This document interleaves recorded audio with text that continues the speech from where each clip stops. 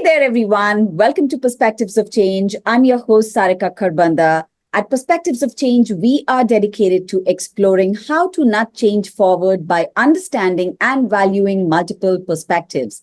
On our show today, we have a very special topic called Enabling and Building the Capability for Change in Organizations. And to bring life to this topic, we have a very special guest dialing in all the way from Singapore today, Sunil Mundra. Hey, Sunil. Hi, Sarika. Such a pleasure to be having this conversation with you. It's so delightful. As again, I think we met last during the Spark Times in collaboration for a talk. And here we are now. And I'm so excited. We've been planning to have some kind of a talk for almost a year, I think and when we met last year, we decided, yes, we should bring something. And we should definitely want to bring Sunil Mundra to Perspectives of Change vodcast. And here we are, finally. Thank you very much for this opportunity, Sarika. And I hope that, the conversation is going to be not one-sided, but you will also bring in your experience and perspective during the conversation. Totally. But here's what we'll do. We'll start with the amazing introduction for Sunil Mundra, and I am sure not going to do justice to it. So I'm going to let you do this, Sunil, for yourself, if you could do the honors. Thank you, Sarika. I'll keep it short. So I'm Sunil Mundra, currently based in Singapore. I have a total of 34 years of industry experience, of which 23 years is in the IT industry. I work for ThoughtWorks and have completed 13 years with them. My role is as an organization transformation and change leader. So I work with organizations to craft their roadmaps for change, execute them, work with leaders in terms of enabling them on this change journey. I work at the team, program, as well as enterprise levels. And I work with clients across the globe on this journey to change. I am also the author of the book, Enterprise Agility, Being Agile in a Changing World. And I love speaking at conferences and sharing my knowledge. So I've had the privilege to speak at conferences physically across all the 6 continents. My current area of interest is change, and moreover, specifically focused on how to deal with the increasing VUCA and specifically complexity. So that's me. Beautiful. That's a really beautiful introduction, Sunil. Also, given that I'm still going to wait for the signed copy of the book from you, so let me make it official so I do get it. Whenever we meet next time, Sarika, the book will be yours. Thank you. So interestingly, right, we've connected on the topic of VUCA the very first time, I think, when you and I connected, from you being in UK and me from India. And we agreed and aligned that, of course, we know organizations to be living organisms, the whole piece being a complex adaptive system and such. Mm-hmm. So perhaps I think it'll be a good idea if you could start by sharing insights into what's the current landscape, say, of organizational change that you see around, and probably also the second piece of that question would be share some challenges that you see organizations commonly facing today. Okay, so I think I would like to look at this question from multiple dimensions. Mm-hmm. Let me start with looking at the nature of change that's happening today, right? Let's delve a little bit into that. We spoke about VUCA, and that means volatility, uncertainty, complexity, and ambiguity. Right? So that's the kind of environment that we are in today, which means that change is unpredictable, and all the VUCA elements are there, which were not so much there maybe not too long ago, when the environment was stable. The focus was on predictability and certainty. That was taken for granted. Organizations could, due to economies of scale, physical scale, or other competitive advantage, isolate themselves a little bit from the environment and stay protected. But today, no organization can take their survival for granted. Some disruption can come and can change the whole industry. And even before you know it, your competitive advantage can be completely lost. And even your survival can be threatened, right? The other bit is that the change is exponential and very disruptive. Yeah. So the rate of change is very, very fast. And you look at something like a COVID crisis, which I don't think any of us would have forgotten that so easily, because it brought in a lot of fundamental changes in terms of how organizations engage with customers, working from home, etc. The latest one now being artificial intelligence coming in, and with chat GPT and tools like that coming in, we are looking at a widespread disruption, which is going to call a tectonic change in the way we work, in the skill sets which are needed, etc. Right? So VUCA is the nature of the environment.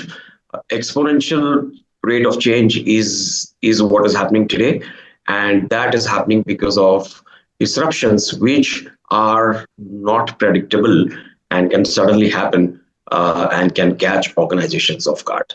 So that's the nature of change that we are dealing with, which is very different from the past, where change was there, but it was very predictable and it was very slow as well. So yeah, that's the first point about the nature of change that that I see all around. The second dimension is, what are the challenges organizations face in dealing with this change, right? I think the first point is about alignment at the leadership level.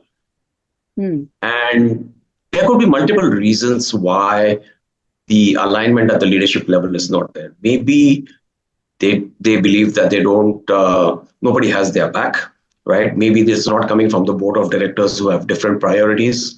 So the change that is needed may be causing a little bit of turbulence and disruption for which executives are not ready. Yeah, that's the one part of it.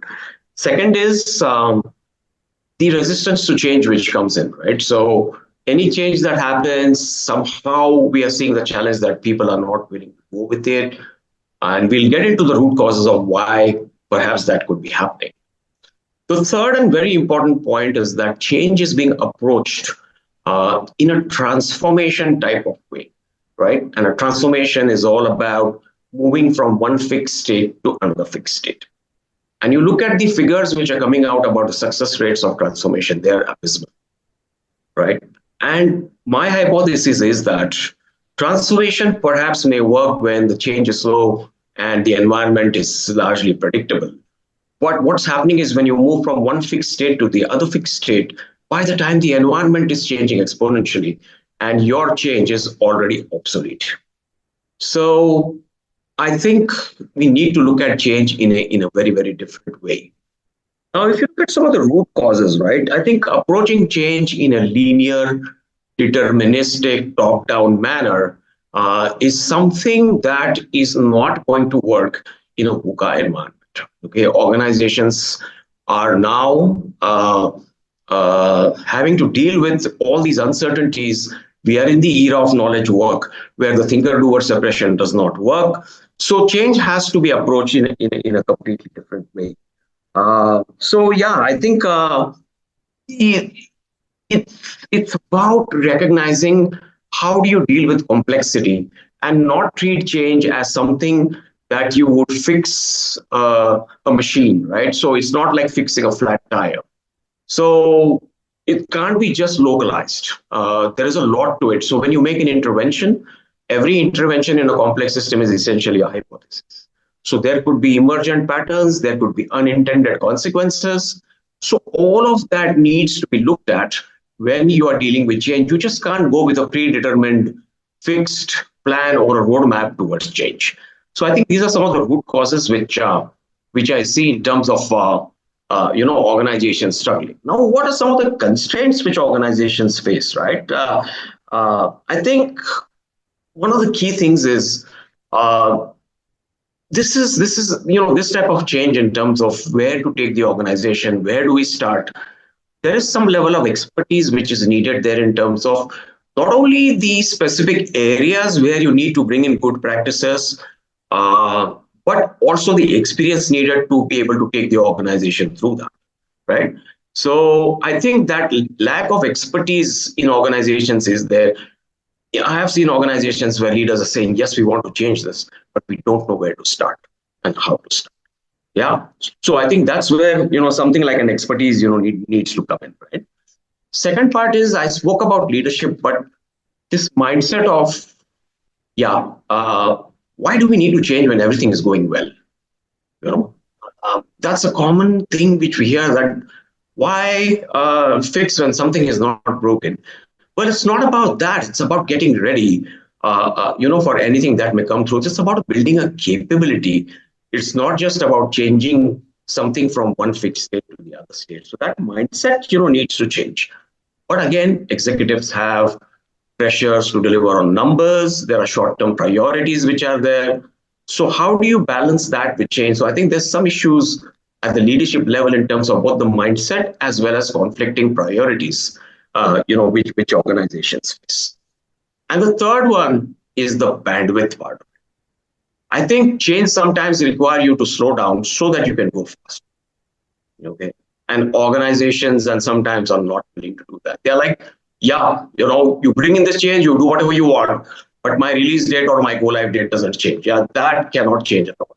So I think providing the bandwidth for people to learn, for people to adapt new ways of working, for people to experiment, I think that's being an issue when it comes to introducing widespread change in organizations. So I hope these dimensions hopefully bring out the landscape of change and the challenges which organizations are facing today.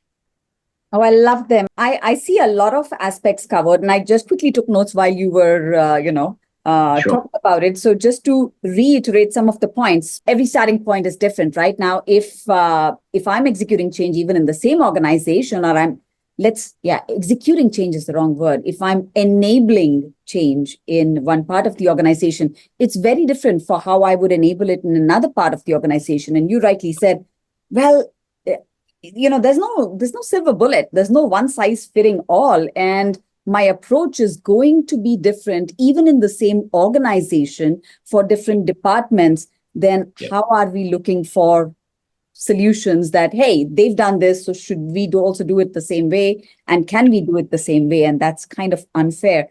And the other point that you brought in, fantastic one, change is not linear. Experimentation is key. I mean, there is no longer a 10-step approach or I don't know, XYZ framework. Of course, there are guiding models, guiding approaches, but we have to look at them as guides, right? Not let's drag and drop this. I mean, that's kind of where we get stuck, don't we, Sunil? Exactly. And the metaphor which I would like to use, Sarika, if I may, is the metaphor of a doctor. Okay. For some reason, Sunil, your voice has got muffled. Sorry, I'll repeat myself. Yes, so please. I said, let me use a metaphor to sort of summarize this. Let's look at a doctor, right? How does a doctor look at each patient? Mm-hmm. Okay, each patient is different. Yes, the doctor has a pattern, but the point is that every patient's data is going to be different. Every patient's context is going to be different, and the doctor's starting point and what treatment they do is based on their experience. And again, every intervention the doctor makes is essentially a hypothesis. Exactly. No doctor gives you in writing that you will be cured exactly in this many days, or this medicine is going to work perfectly well on you. So there's a lot of emergent situations. There's a lot of adjustment made based on how the patient responds. Yes, the doctor has patterns, but the point is, as you rightly said, it has to be contextualized to the situation, just the way the doctor does it for each patient. Yeah, very true. Very true. And then here we are now talking about how do we build that capability for change in an organization, which, you already mentioned a precursor to that, having the expertise, etc. So maybe you want to help us, understand what could be the key challenges when organizations or the key root causes, why an organization sees enabling and building capability for change as a challenge for themselves. Where are they getting stuck with that, given this context? Yeah, so one of the key things is as I said, right, not knowing where to start, because a big bang change, changing everything at one go, can be very disruptive and very risky as well. Mm-hmm. So where do you start? How do you watch out for things which are anti-patterns, right? How do you watch out for things which are working well and which you want to amplify more? That needs a little bit of experience and expertise. And I think organizations struggle where they don't know what exactly good looks like in many areas. Sure, you want to achieve a business outcome, right? But how do you get there? There are many ways to do that. There is no perfect way. In a complex environment, there is no perfect solution. There is always going to be a trade-off when you choose one option over the other, right? And the point is about bringing in that experience and the expertise to say, yes, this is a pattern which exists, which works, and that's exactly what is likely to work in our situation. Again, there is no guarantee, but that's what it is. This is exactly, again, what a doctor does, right? You know that for a headache, certain medicine works, but there is no guarantee. But you know that there is a pattern and you might want to start. So that's where the expertise comes in terms of knowing what good looks like, and the likelihood of which approach might work better in a given situation. Now, that is a capability which organizations don't seem to have internally. And that is one of the struggles. And the other things which I called out, right, that commitment to change from leadership, allowing the bandwidth for change, making change inclusive rather than pushing it top down. I think those are some of the things also which are hindering, I would say, meaningful and sustainable change from happening. Yeah.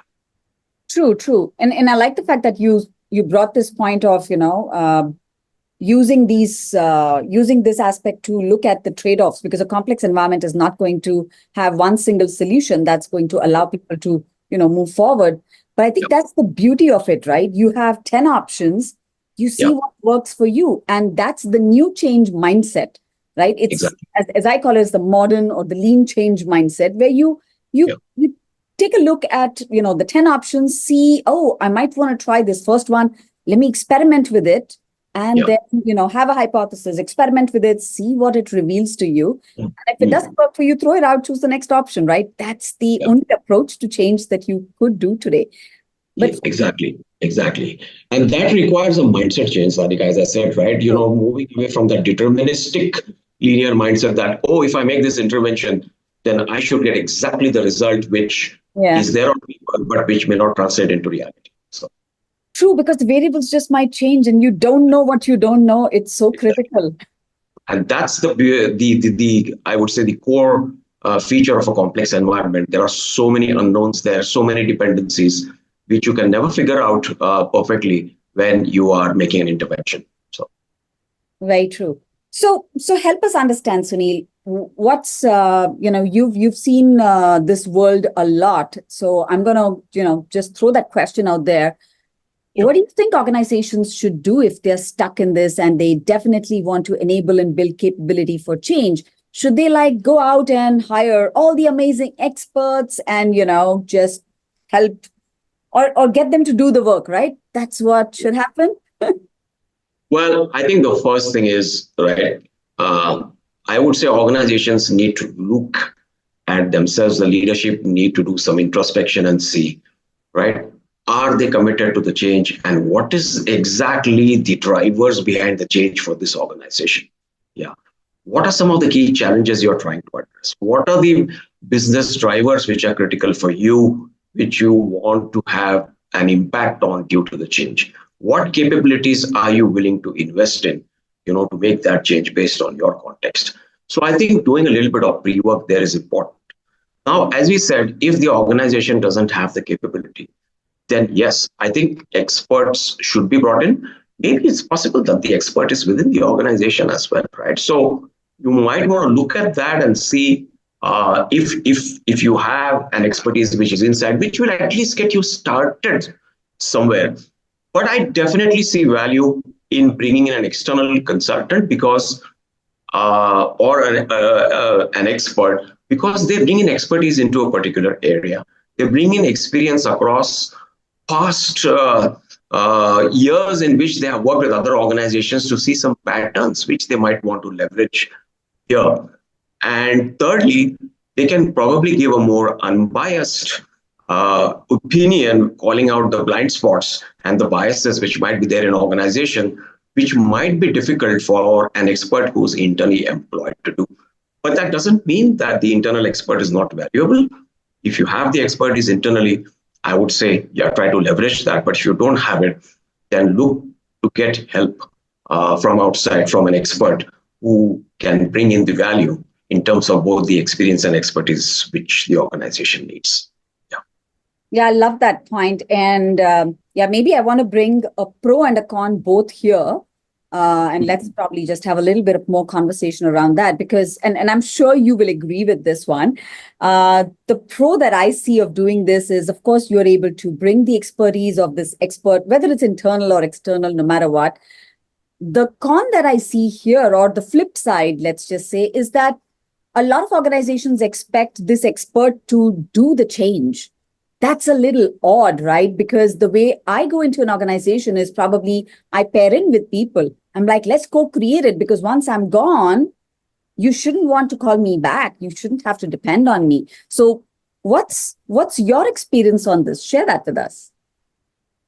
I think you're absolutely right. And this is again the mindset which I spoke about, right? The linear deterministic mindset to change. Change is not like outsourcing something to an expert to do. It's not like outsourcing a replacement of a car tire. That you have to outsource to an expert who will do it, right? Here you are dealing with a complex system. And the point is this change is not a one-off change. What you are not just aiming to do is bringing change to the outcomes, but you want to build capability within the organization to be able to self-sustain and carry on with the change on its own. So the focus has to be on how can we build that internal capability as well. While the expert is there, you leverage their knowledge and their experience, but you also ensure that you invest in internal capability building so that you can make that sustainable, because having external consultants forever is neither sustainable nor practical. So very true. Yeah. Okay. Yet another question on that, Sunil. We've spoken about the external experts, but here's the question to you. How does an organization or leaders in the organization, how do they make that decision, of choosing an expert? Do they keep any criteria in mind, or what do they do? So I think, as I said, right, you need to look at the areas of expertise that you need. For example, if you're looking at technical expertise, you're looking to fix your delivery pipeline and bring in good engineering practices, then you will need somebody with that specific skill. If you're looking at an enterprise level transformation, then you need to look at someone who understands the landscape, can do an assessment, who can help the leaders envision the transformation and create a roadmap for change, right? If you're looking to bring in, agile ways of working, then that skill may be somewhere else. And maybe there is a combination of all of these people that you need to hire. But I would apply 2 or 3 criteria, in terms of deciding, right, which is the right expert. First one is a very obvious one. What is their past experience? What is their past track record? Where have they worked? What have they delivered? What outcomes have they helped to achieve? And what does their experience look like, right? So I think that would be the first criteria. And it's okay to, grill the potential expert to understand their background and the impact which they have created in their past engagements, right? The second one is about, there are experts who are doing only advisory work, meaning that they just leave you with a very pretty and fancy looking deck and they say that this is our recommendation and you go ahead and implement it. We are back to square one, right? Yeah. We don't know where to start, how to do it. Yeah. So I think, right, you need somebody who is not just an advisor, but also somebody who will be with you in this change journey and execute, right? And provide that hand-holding support as much as needed, build that capability internally to sustain that change as well. And the third point is about avoiding someone who comes in with a fixed solution mindset. So I'm just going to sort of take a little bit of a dig, but I think I need to drive this point home. There are people who are promoting a framework called unsafe or more. Now, that's like having a hammer and saying that hammer is the only solution to a problem. So you need to look at somebody who has all the knowledge and the tools at their disposal, and at at will they can call on those based on the context and use it appropriately. So avoid someone who is coming in with a fixed solution already because they have expertise in that one particular methodology or framework. I think those kind of people will do more disservice than help the organization to come up with a solution which is best suited for solving the problem. Totally love it. Love all the points, especially the fact that, you're really looking for practitioners who can handhold and take you forward, who are not Exactly. just, sitting and advising based on some knowledge and some, I don't know, book experience that they might have had, but this is practical on the ground experience, and they know where you might get stuck. They know when to hold your hand and when to change stance, right? Because Exactly. I could be a coach at one point, I could be a mentor, I could be a facilitator, I could be a trainer, but I have to change my stance and I have to know when. So for that, if I understand you as an organization, as my customer, that's when I know when I want to change my stance. Yes. So I think for my suggestion to leaders would be to build a strategic relationship, with such change experts, right? And not just treat them as some tactical, like you just come in and solve a problem and go away, because that will not make it sustainable.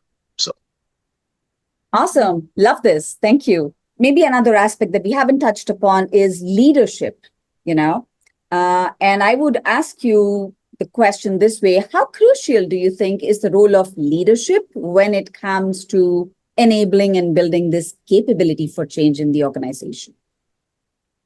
I think, I think leadership today is not about position of power, right? It's about the influence that you can have to make things happen. And I think perhaps it's linked to your position in the hierarchy, but that need not be so, right? I think sometimes people on the ground have more influence with respect to, for example, dealing with customers, etc. So let's look at leadership in terms of that, right? Sorry about that. No worries. So I think leadership, as I said earlier, right, needs to understand why they are undertaking this change and have the commitment to that change. Second point is about looking at providing the bandwidth which is needed to build that change. And the third is work with external consultants to co-create something, right? It's not about outsourcing, it's about co-creation. And make sure that you identify change, I would say, orchestrators, change champions, or whatever you want to call them within the organization. If you look at the change adoption curve, you have the innovators, the early adopters, the early majority. And if you can pick up your innovators and early adopters to make them these orchestrators of change, these champions of change, it doesn't mean that that role needs to be a full-time role. It can be, right, depending on the size of the organization, but it need not be as well, right? And you can bring in that change mindset to the people across the organization, where what you're trying to do is essentially allow people to experiment, allow people to try new things, right? Have the mindset to discard something which is not working. Normally, when we bring in change, we pile on top of things which are already there, but fail to discard the things which are not working. That actually increases the complexity. So I think these are some of the things which leaders can do to look at change and make change inclusive, right? Let people have a voice on the table so that they buy into that change and look at their feedback, look at the uncertainties, look at the resistance. Resistance is only a symptom, right? When people feel that their concerns are not addressed. So how do you do that? Communication is really key when you're making in the change. So some of these aspects are there, but I think to make the change sustainable, you've got to build capability within the organization. And if you have external experts, you must invest in capability building as soon as possible. Awesome. I loved every piece of today's conversation, Sunil. I'm super happy to hear these practical tips and, all these aspects that you've brought in. So yeah, I'm still not going to leave you so quickly out of the show. So hang in there. Just one other question. Sure. Being even more practical here, you and I both know a lot of organizations might just not have a lot of budget if they had to, hire external experts. External experts are generally expensive, right? Yeah. So if I am somebody from that organization who's, listening to this podcast or viewing this podcast on the YouTube channel, what kind of an advice could you leave me with if I had to, I don't know, try something tomorrow to start enabling and building this capability for change in my organization? A very simple sounding question, but it has a lot of depth to it, Sarika. I agree. Right. In the interest of time, right, I'll try and keep it short. I think what you need to look for is what are some of the obstacles which are stopping you from achieving your business goals, right? For example, if your idea to cash life cycle is very long, yeah, you need to look at the process and see where is it that time is being lost. Okay. And I think gathering data, right, in terms of where we are and where the handoffs are happening, where there is waste, where there is friction, where there is misalignment. I think those are the things that the first thing you need to do is get some data, because data actually helps to for you to understand reality. It's not just an opinions in somebody's head, but it is very tangible. I'll just give you one example, right? I was working with a client where they said our IT department is a problem. They are very, very slow. They are not churning out products as fast as we would like them. So we said, let's look at the whole stream of work that comes in from the idea coming into the product going out, right? We did a value stream map and we realized that the whole cycle was taking about 20 months, okay? Of which IT was taking only 6.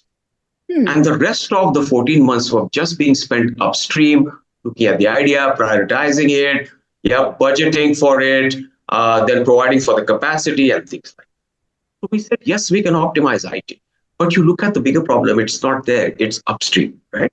So what that does when you have this kind of data, it helps you focus on where the problem is. I would say start with basic practices which bring in visibility, transparency, right? Give a forum for people to voice out something which they are sensing on the ground. And again, this is part of building that psychological safety, where people should be able to bring out something which is not working and bring it without fear of reprimand or humiliation or punishment.